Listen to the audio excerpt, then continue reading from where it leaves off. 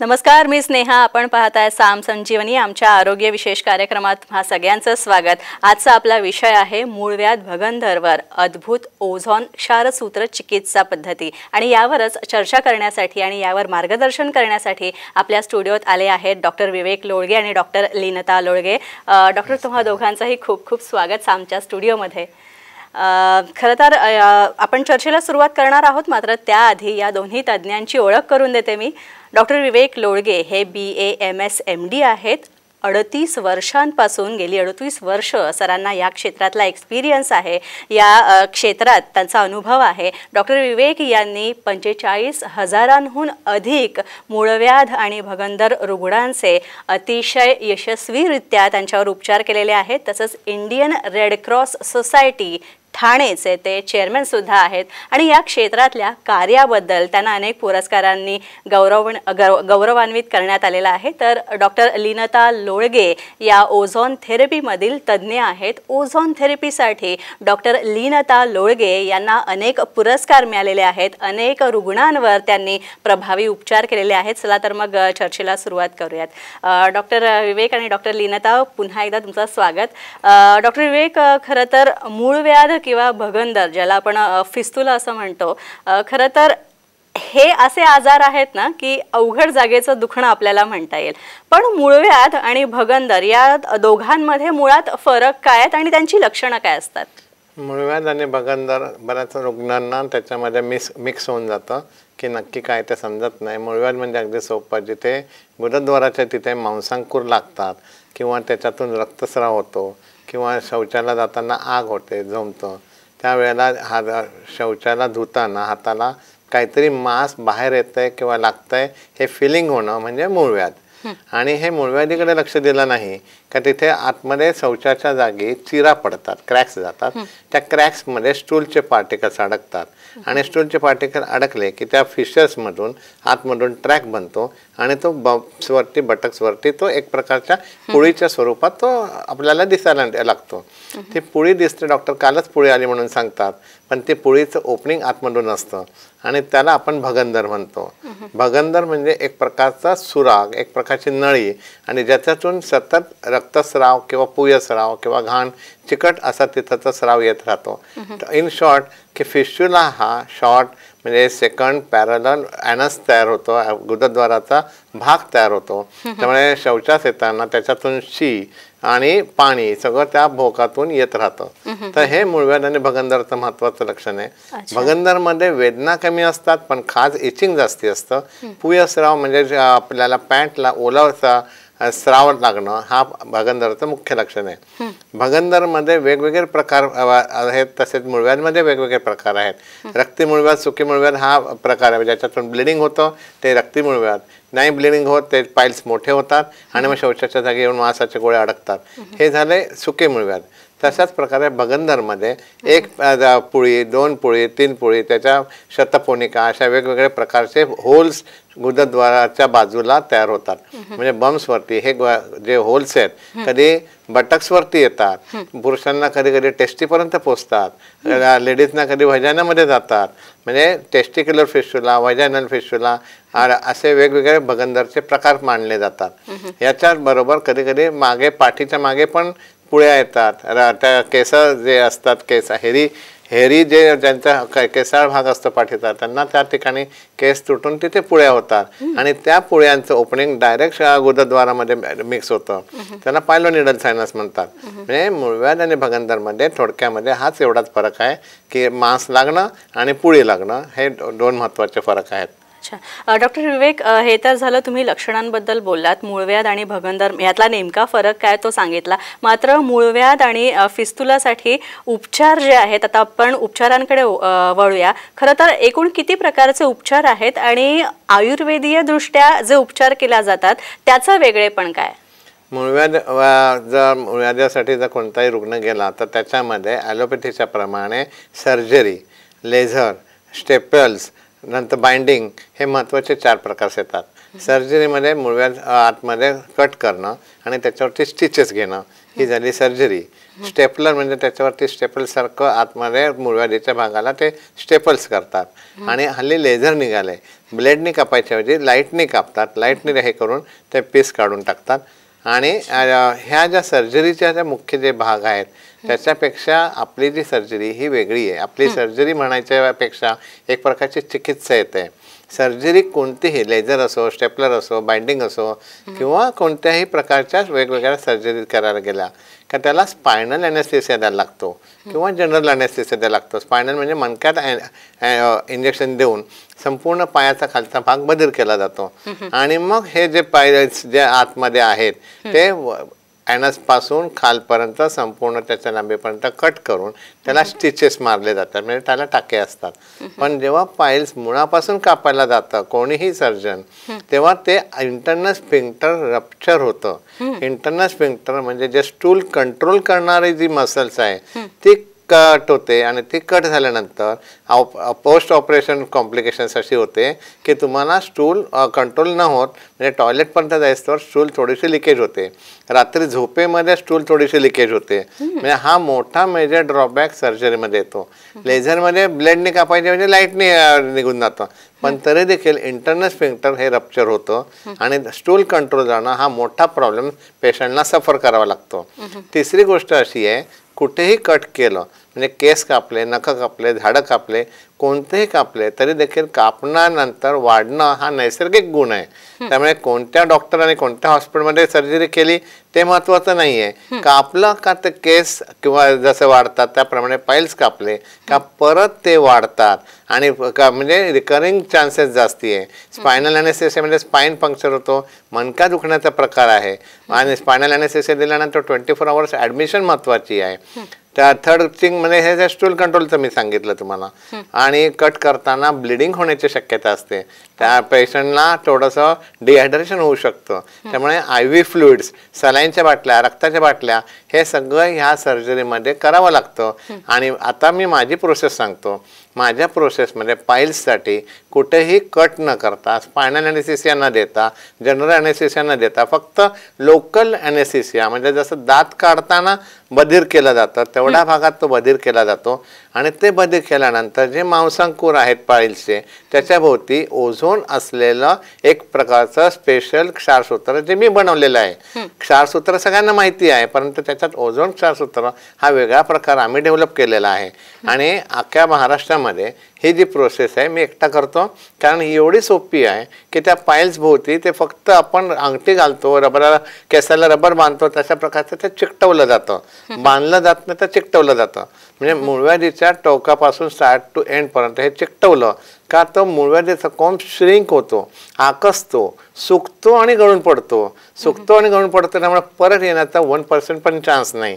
कुठेही कटिंग नाही, त्यामुळे स्फिंक्टर कट होणं, मसल कट होणं, स्टूल कंट्रोल जाण्याची थोडीसुद्धा भीती नाही. स्पायनल ॲनेस्थेसिया देत नाही, त्यामुळे ॲडमिट व्हायची गरज नाही. अशा प्रकारची ही जी ट्रीटमेंट आहे या ट्रीटमेंटमध्ये फक्त 5 ते 6 मिनिटामध्ये प्रोसेस होऊन पेशंटशी गप्पा मारताना प्रोसेस होते आणि पेशंट उतरून ऑपरेशन थिएटरवरून चालत घरी जाऊ शकतो. त्याला कोणत्याही प्रकारचं बंधन राहत नाही. ही झाली मूळव्याधीची चिकित्सा सांगितली. भगंदरच्या मध्ये काय असतं, भगंदरमध्ये मी सांगितलं मग अशी पुळी असते आणि त्याचा ट्रॅक आतमध्ये गुदद्वारामध्ये आतमध्ये असतो. हा जो ट्रॅक आहे हॉस्पिटलमध्ये गेला का तो संपूर्ण इन्साइज करतात म्हणजे कट करतात आणि तो ट्रॅक ओपन करतात. हा ट्रॅक ओपन केला तर स्फिंक्टर म्हणजे म्हटलं रप्चर होऊ शकतं, तसं रप्चर होण्याची भीती असते. आणि म्हणून सर्जन पूर्णपणे टोकापर्यंत फिस्ट्युलाचा कट घेत नाहीत, त्यामुळे थोडासा भाग राहतो आणि मग वरचा कट करून तो खड्डा होतो. तो खड्डा भरायला वेळ लागतो आणि त्यासाठी रुग्णाला त्या खड्ड्याचा आतमध्ये पॅकिंग करून ड्रेसिंग करायला डॉक्टरकडे जावं लागतं. परंतु आमची जी ट्रीटमेंट आहे आज ओझोन क्षारसूत्र या एका होलमधून घालून आम्ही ॲनसमधून बाहेर काढतो आणि तो बांधून ठेवला जातो. त्या क्षारसूत्राचं वैशिष्ट्य असं की हा जो ट्रॅक आहे हा फिस्टुलाचा जो थ्रेड आहे तो स्क्रॅप करतो. म्हणजे आतमधली जी घाण झाली आहे ते सगळे स्क्रॅप नारा खावतो, त्याप्रमाणे खाऊन त्याच्यातली घाण बाहेर फेकली जाते.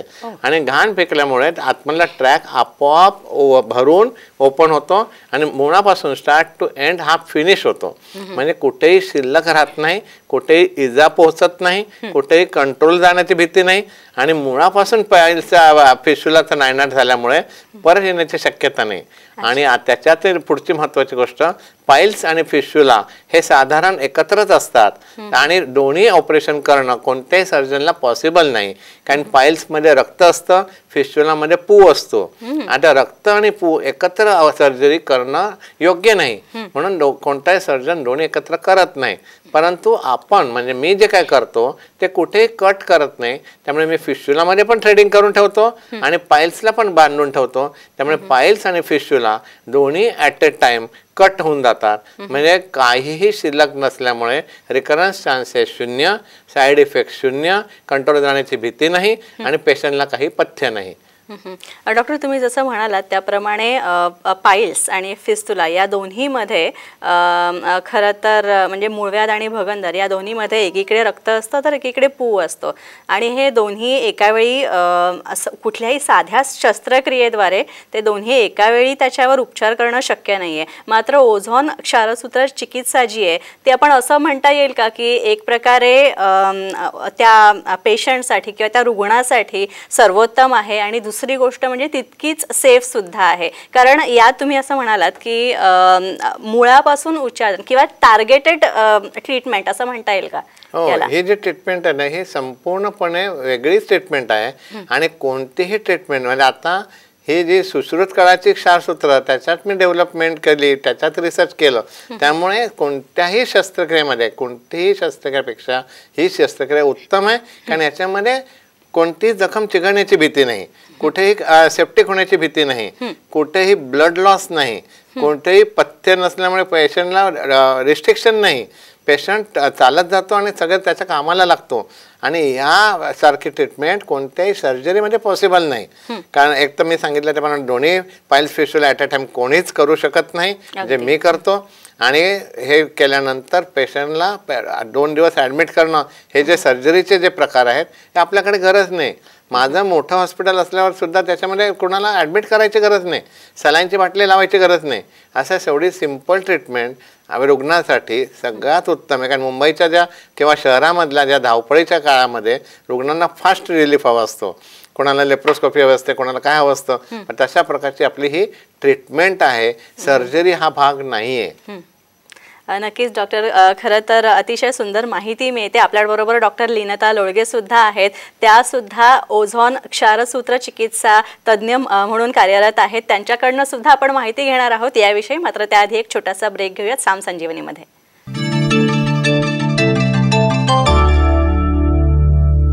ब्रेक नंतर पुन्हा एकदा साम संजीवनीमध्ये आपलं स्वागत. आपल्याबरोबर आहे डॉक्टर लीनता लोळगे, त्या सुद्धा ओझोन थेरपिस्ट आहेत. डॉक्टर लीनता, खरं तर भगंदर आणि मूळव्याध या दोन्ही आजारांमध्ये खरं तर या दोन्ही आजारांमध्ये आणि त्या रुग्णांमध्ये ओझोन ट्रीटमेंट द्यायची म्हटल्यावर नक्की काय केलं जातं आणि ओझोन म्हणजे नेमकं काय आणि क्षारसूत्र चिकित्सामध्ये ओझोनचा वापर नक्की कशा प्रकारे केला जातो? ओझोन म्हणजे आपण जसं ऑक्सिजन थेरपी देतो त्याप्रमाणे जो ऑक्सिजन आपण मेडिसिनमध्ये वापरतो त्या ऑक्सिजनचा वापर एका ओझोन मशीनद्वारे आपण ओझोनमध्ये रूपांतरित करतो आणि तो ओझोन आपण शौचाच्या ठिकाणी वापरतो. ओझोनचा वापर हा तिथलं इन्फेक्शन कमी करण्यासाठी केला जातो. त्यामुळे इन्फेक्शनच्या वेळेस काय होतं, स्क्रॅपिंग ते करायला लागतं, ती वूंड क्लीन करायला लागते. तर ते करण्याचा आपला त्रास वाचतो आणि पेशंटला आपल्याकडे वारंवार येण्याचा त्रास त्याला होत नाही. तसंच डायबिटीस असलेल्या लोकांमध्ये त्यांना त्या पेशंटला वाटत असतं की आम्हाला डायबिटीस आहे, शुगर असल्यामुळे जखमा भरतील की नाही. तर आपल्याकडे ओपन सर्जरी नसते आणि ज्यांना डायबेटिक गॅनग्रीन झालेलं असेल की त्यांना ॲम्प्युटेशन करायला लागलेलं असतं, अशा डायबिटीस पेशंटमध्ये सुद्धा आपण ह्या ओझोन थेरपीचा वापर करतो. आणि त्याच ओझोन थेरपीचा आपण ह्या फिस्टुलासाठी वापर केला जातो. त्यामुळे तिथलं आपोआप स्क्रॅपिंग केलं जातं, ऊन भरून येण्याला मदत होते, नंतर पेनही कमी होतं, तिथली सूजही कमी होते. त्यामुळे पेशंट 5 ते 10 मिनटाच्या आत वॉकिंग करून घरी जाऊ शकतो, घरातली सगळी कामं करू शकतो, हिंडू फिरू शकतो, म्हणजे त्याला झोपून राहायला लागत नाही. तसंच ह्या ओझोन थेरपीचा वापर आपण डायलिसिस असलेले पेशंट जे आहेत त्या पेशंटला सुद्धा पाईल्सचा काही त्रास असेल तर ते येऊ शकतात, कॅन्सर पेशंट आहेत की त्यांना रेडिएशन चालू आहे, केमोथेरपी चालू आहे, त्याचे साईड इफेक्ट्स म्हणून कॉन्स्टिपेशन हे ते कधीतरी होत असतं, त्याच्यामुळे पाईल्सचा त्रास होतो. तर त्या पेशंटसाठी पण आपण ह्याचा वापर करतो. म्हणजे त्या पेशंटला, डायलिसिसच्या हार्ट पेशंटला घाबरण्याचं कारण काही नाही आहे. तसंच लहान मुलं जे आहेत 2.5 ते 3 वर्षाच्या मुलांपासून ते 95 ते 100 वर्षाची जे माणसं जे आहेत, पेशंट आहेत, ते सुद्धा आपल्याकडे येतात आणि त्यांची पण थेरपी ही 7 ते 8 मिनिटाची होते आणि लगेचच ते 1 ते 2 तासात घरी जाऊ शकतात. त्यामुळे त्या पेशंटलाही बेड रिडन राहायची गरज नाही आहे, वारंवार आपल्याकडे यायची पण गरज नाही आहे. एकदा फॉलोअप केल्यानंतर 1 महिन्यानंतर ते फोन करून सांगतात की आम्हाला कसं आहे कसं नाही. आणि त्याच्यामध्ये रिकरन्स नाही आहे, शौचाचा कंट्रोल जात नाही आहे, कोणतंही पथ्य पाळायची गरज नाही आहे. 10 ते 15 मिनिटाच्या आत व्हेज नॉनव्हेजसुद्धा ते खाऊ शकतात, स्पायसी फूड खाऊ शकतात. म्हणजे आपल्याकडे कोणतंही पथ्य पाळायची गरज नाही आहे. तर तसंच ज्यांना ब्लिडिंग पाईल्स असतात, त्यांचं ह्याच्यामध्ये HB कमी झालेलं असतं, ॲनिमिक असतात, त्यांना ब्लड बॉटल्स द्यायला लागतात, त्या पण आपल्याकडे द्यायला जात नाहीत, कारण आपल्याकडे ओपन सर्जरी काही होत नाही आणि त्यामुळे त्यांना घाबरण्याचं कारण नाही आहे.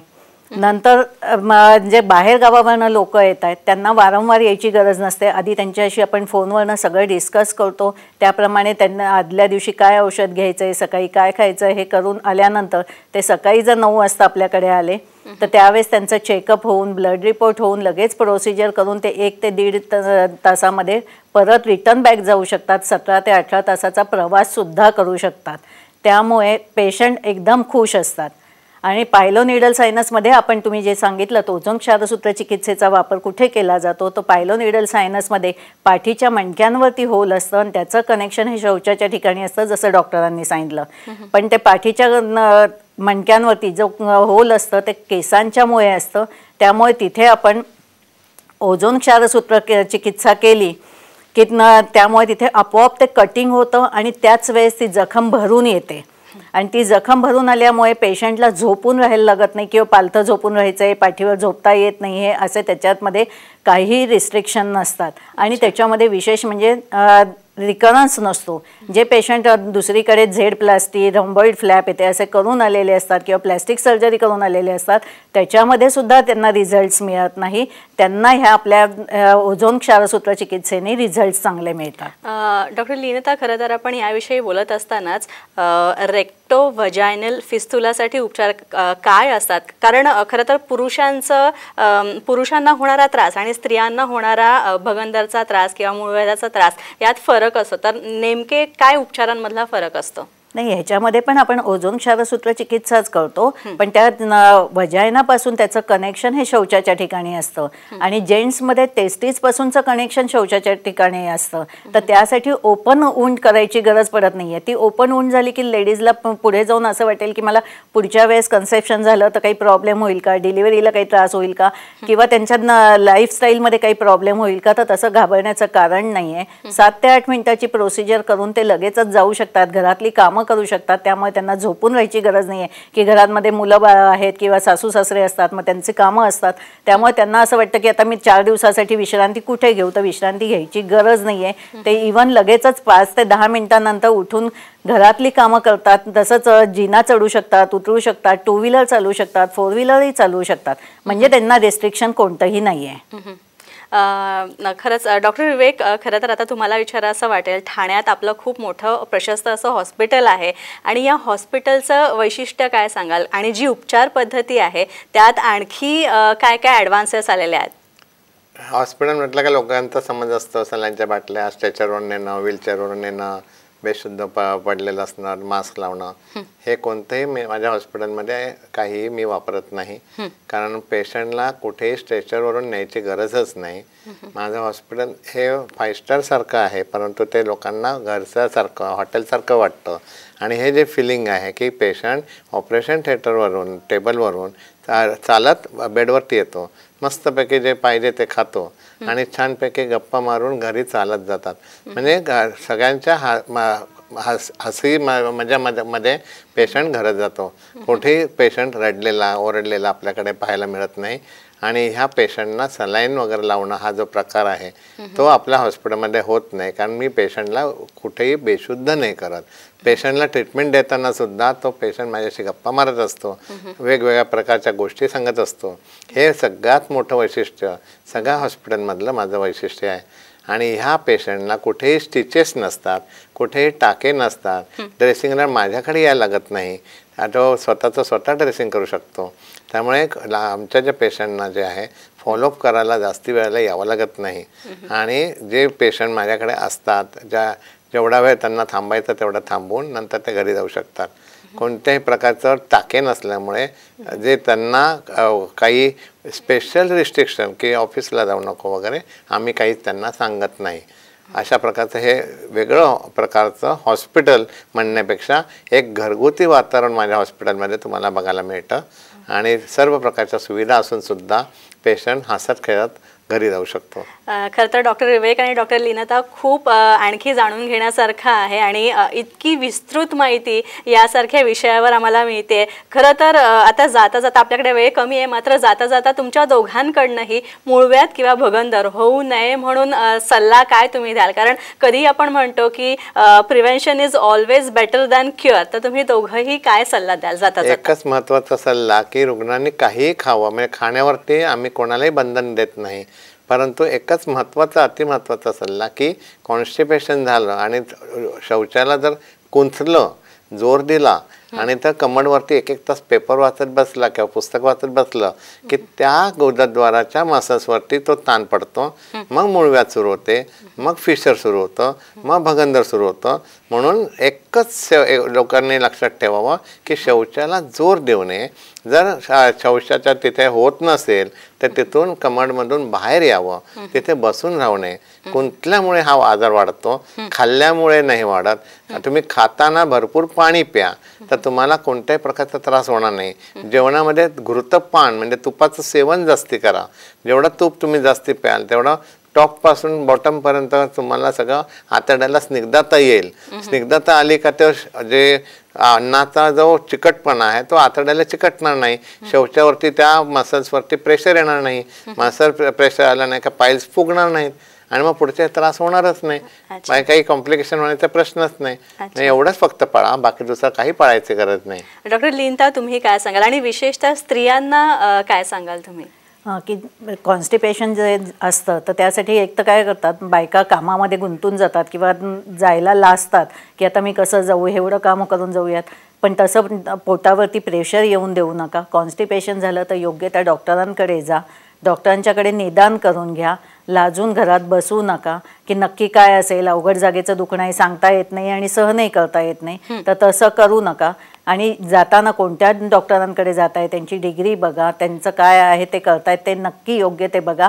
मग शेजारचे गेले तिकडे जायचं आहे किंवा मग वैद्य लोकांकडे जायचं आहे किंवा केमिस्टकडे जाऊन परस्पर औषधं घेऊ नका. त्यांना बरं वाटलं म्हणजे त्या औषधाने आपल्याला बरं वाटतं असं नाही आहे. आणि परत त्यांच्यामध्ये एक गैरसमज असतात की हाताला कोंब लागले पाहिजेत किंवा रक्त पडलं पाहिजे तरच मूळव्याध आहे असं नाही आहे.